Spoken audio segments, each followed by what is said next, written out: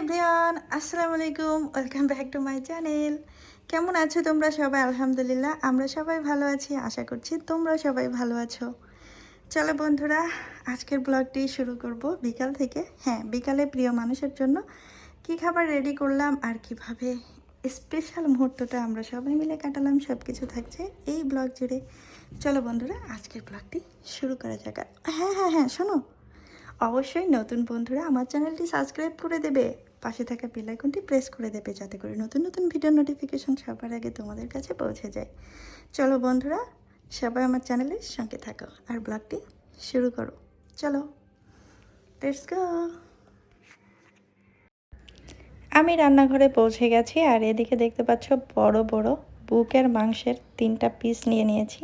যেহেতু আমরা 3জন, তাই চলো বন্ধুরা, 3টা পিস দিয়ে আমি আজকে চিকেন চাপ বানাবো সন্ধ্যায়, আর তোমাদের সঙ্গে সেই সুন্দর রেসিপিটা শেয়ার করব।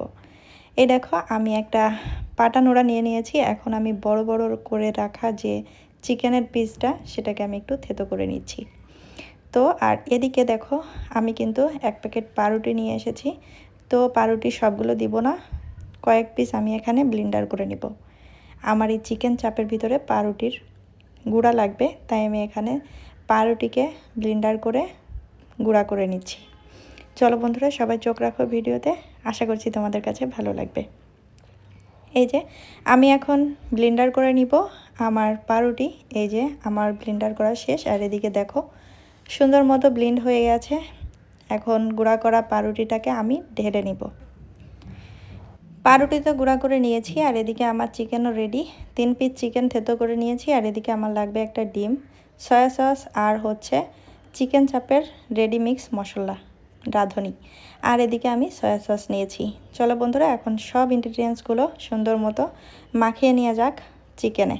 আমি চিকেনে সর্বপ্রথম রেডি মিক্স যে চিকেন চাপের মশলা আছে সেটা দিয়ে দিলাম, আর এখানে কিছু সস অ্যাড করলাম। সস দিলে খাবারটা অনেক টেস্ট হয়। আর এদিকে সয়া সস দিয়ে দিলাম পরিমাপ মতো, যার যতটুকু প্রয়োজন সে ততটুকু দিয়ে নেবে। আর এদিকে আমি ধনিয়া গুঁড়া, মরিচের গুঁড়া, যে মানে রেডি মিক্স যে মশলার গুঁড়া থাকে সেটা একটু অ্যাড করে দিয়েছি। দেওয়ার পরে আর আমার যে এদিকে রয়েছে পাউরুটির ব্লেন্ড করা গুঁড়া, আর এদিকে আমি সুন্দর করে সমস্ত মশলা দিয়ে চিকেন চাপগুলো মাখিয়ে নিলাম। মাখিয়ে কিছুক্ষণ রেখে দিলে বেশি ভালো হয়। যদি 10 মিনিট আধা ঘন্টা রেখে দেওয়া যায় ঢাকনা দিয়ে, তাহলে বেশি মজা হয়।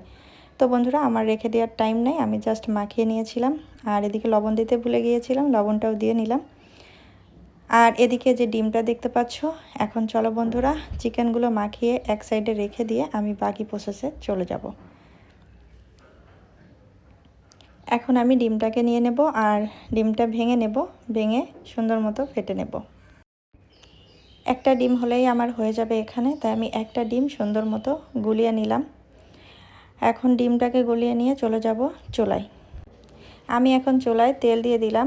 তেলটা একটু গরম হলেই আমি এর ভিতরে চিকেন চাপগুলো গুঁড়ো করে রাখা পাউরুটির ভিতরে একটু সুন্দর মতো উল্টে পাল্টে মাখিয়ে নিয়ে চুলায় দিয়ে দিচ্ছি। এই দেখো বন্ধুরা, অনেক সহজ এই রান্নাটা, মানে চিকেন চাপটা বানানো। আর যাদের বাসায় হচ্ছে এয়ার ফ্রায়ার বা মাইক্রো ওভেন থাকে, তাদের কিন্তু অনেক সহজ হয় এই রান্নাটা, মানে চিকেন চাপ বানানো ঝামেলা ছাড়াই, জাস্ট দিয়ে দিলেই টাইম আউট করলেই হয়ে যায়। তো যাই হোক, আমার যেহেতু বাসায় নাই, তাই আমি এটাকে চুলাই রেডি করে আজকে প্রিয় মানুষকে খাওয়াবো। তো তোমাদের সঙ্গে একটু করে শেয়ার করে দিচ্ছি।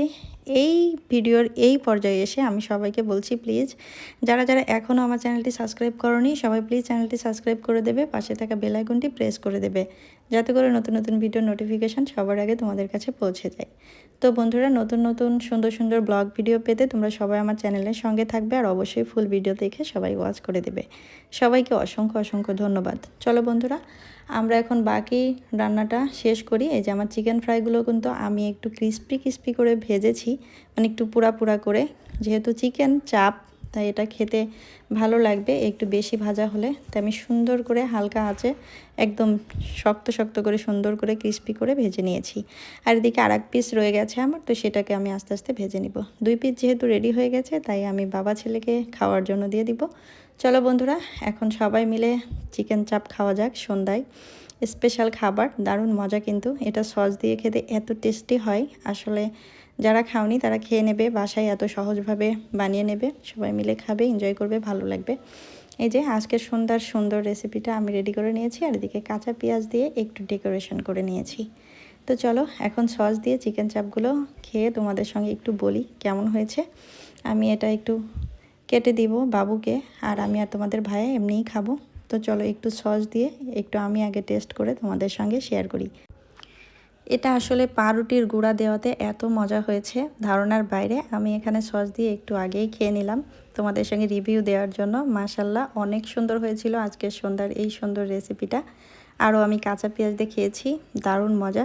তো বন্ধুরা, তোমাদের কাছে আজকের আমার এই স্পেশাল রেসিপিটা কেমন লাগলো সবাই কমেন্ট করে জানাবে, আর অবশ্যই চ্যানেলটি সাবস্ক্রাইব করে দিয়ে আমার পাশে থাকবে। সবার জন্য শুভকামনা আর দোয়া রইল। সবাই ভালো থেকো, সুস্থ থেকো, আমার চ্যানেলের সঙ্গে থেকো।